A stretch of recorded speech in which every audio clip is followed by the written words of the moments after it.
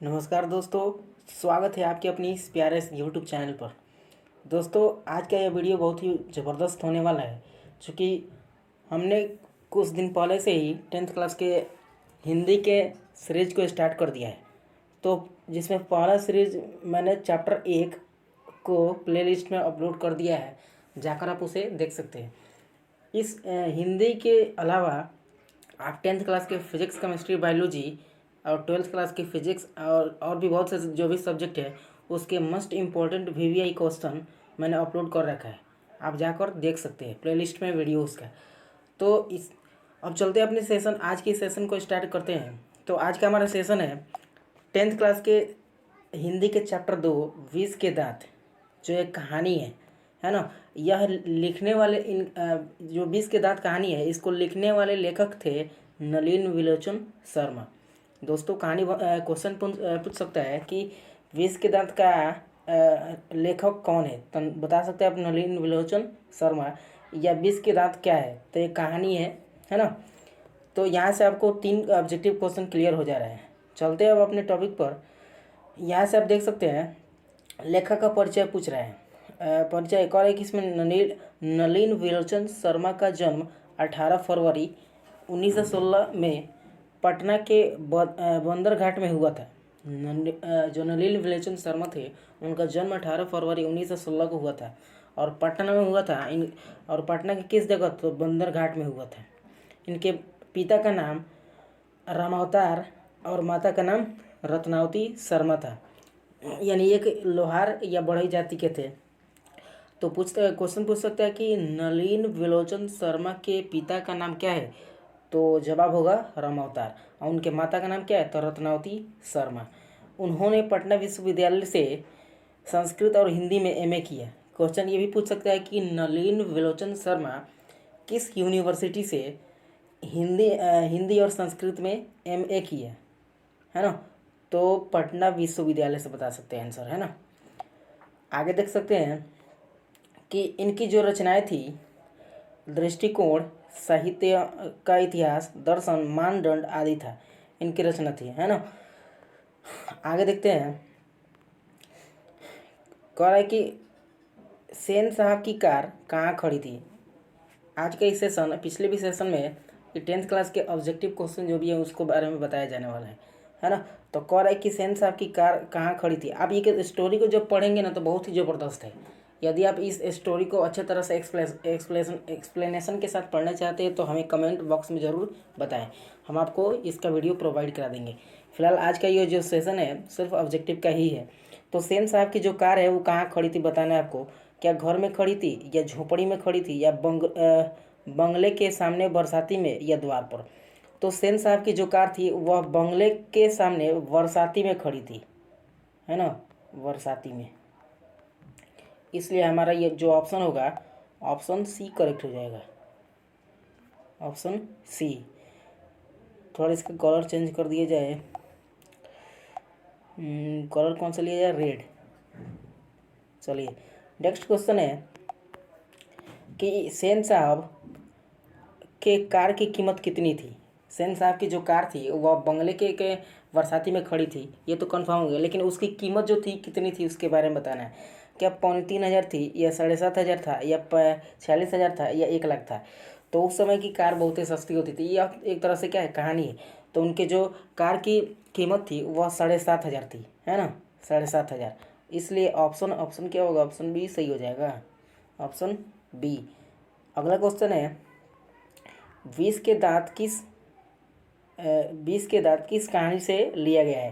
ये विष के दांत जो कहानी है यह किस कहानी से लिया गया है बताना है आपको। क्या अन्य कहानी से लिया गया है, या बोलते क्षण से लिया गया है, या फिर मानदंड से, या दृष्टिकोण से।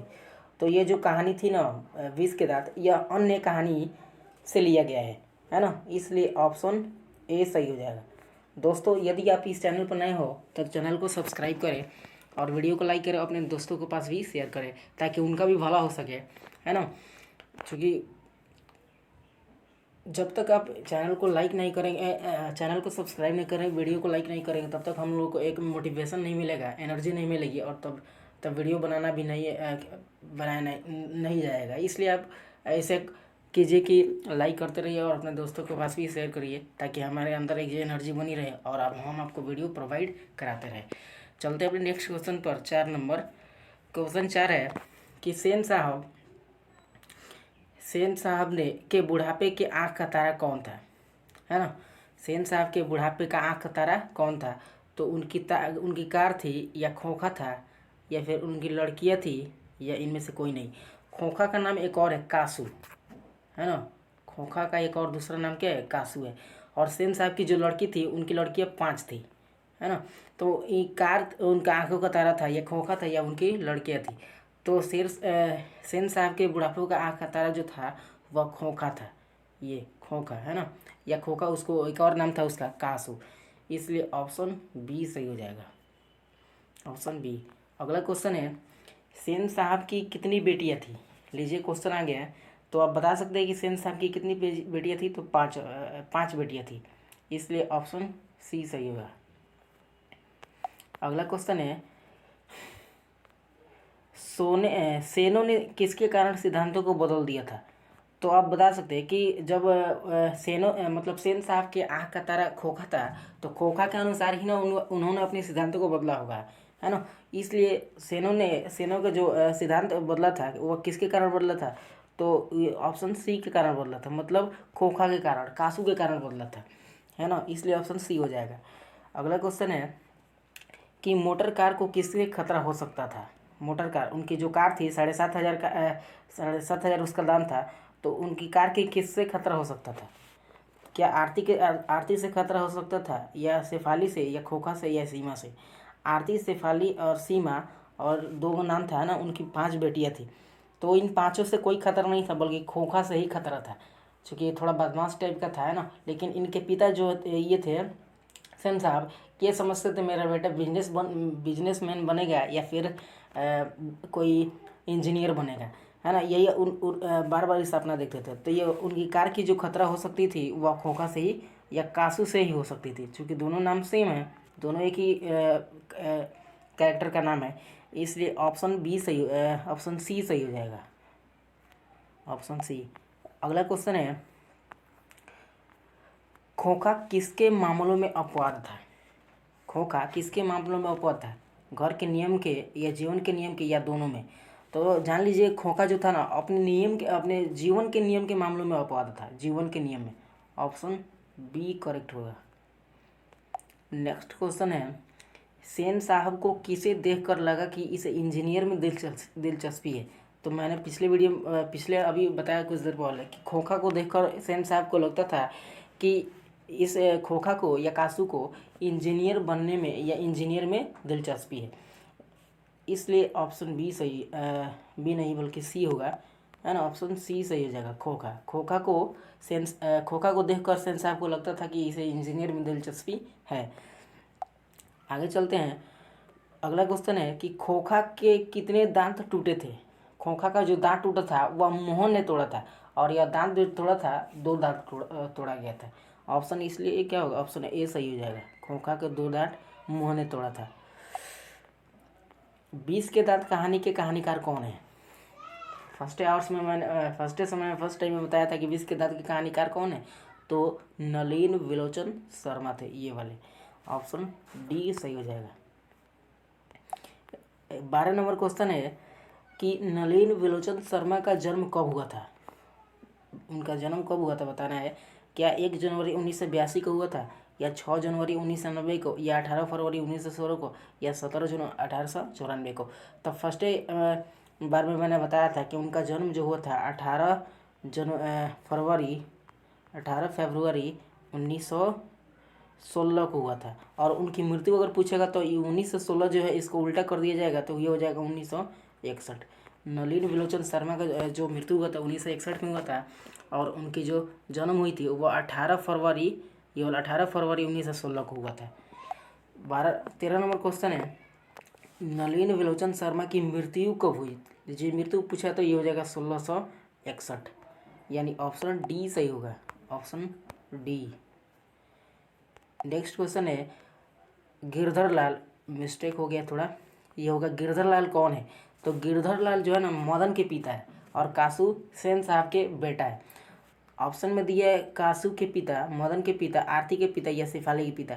शेफाली के पिता, आरती के पिता और ये कासू के पिता वो सेन साहब है ना। और गिरधर लाल के जो गिरधर लाल जो है ना यह मदन के पिता है ना। इसलिए ऑप्शन बी सही हो जाएगा, ऑप्शन बी। नेक्स्ट क्वेश्चन है, मदन अक्सर किनके हाथों से पीटता रहता है। मदन जो है किसके हाथों से पीटेगा। अब उसके घर के उसकी बहनें तो नहीं मारेंगी है ना, उनके पिता ही मारेंगे। और उनके पिता का जो नाम था मदन क्या था, गिरधर लाल था। तो मदन जो अक्सर हमेशा अपने पिता के हाथों ही क्या करता था, पीटता रहता था है ना, बार बार। इसलिए ऑप्शन सी सही होगा, सी। नेक्स्ट क्वेश्चन है 16 नंबर, खोखा का वास्तविक नाम क्या था। वास्तविक नाम मैंने कितना बार बताया आपको है ना, कीसू नहीं था, कासू था है ना, केसू नहीं था। ऑप्शन बी सही होगा, कासू। खोखा का असली नाम, वास्तविक नाम क्या था, तो कासू था। नेक्स्ट क्वेश्चन है 17 नंबर, खोखा खोखी किस भाषा का शब्द है। खोखा खोखी, खोखा का मतलब होता है बेटा है ना, खोखा का मतलब होता है बेटा, पुत्र, सन होता है। और खोखी का मतलब होता है बेटी। यह आगे कह रहा है कि खोखा खोखी किस भाषा का शब्द है। तो यह भाषा का जो शब्द है क्या भोजपुरी का है या मैथिली का है या बंगाली का है या गुजराती का है। तो खोखा खोखी जो शब्द है ना यह बंगाली का शब्द है ना, बंगाली का भाषा का शब्द है। इसलिए ऑप्शन सी सही होगा, ऑप्शन सी। 18 नंबर क्वेश्चन है कि सेन साहब के आंखों का तारा कौन है। तो ये मैंने पहले भी क्वेश्चन करा दिया है ना। सेन साहब के जो आंखों का तारा था वह खोखा था या फिर उसका नाम क्या का था, दूसरा कासू। इसलिए ऑप्शन बी सही होगा। 19 नंबर क्वेश्चन है, सेन साहब खोखा को क्या बनाना चाहते थे। खोखा को सेन साहब क्या बनाना चाहते थे, डॉक्टर, नर्स, बिजनेसमैन या इंजीनियर या गुंडा बदमाश। तो खोखा जो थे ना, खोखा को सेन साहब जो थे वह बिजनेसमैन या इंजीनियर बनाना चाहते थे। क्योंकि उन्होंने पहले ही देखा था कि खोखा के अंदर इंजीनियर बनने की दिलचस्पी है। इसलिए उन्होंने खोखा को यही बनाना चाहते थे, बिजनेसमैन या इंजीनियर। ऑप्शन सी सही होगा। 20 नंबर क्वेश्चन है कि सेन साहब के कार की कीमत क्या है।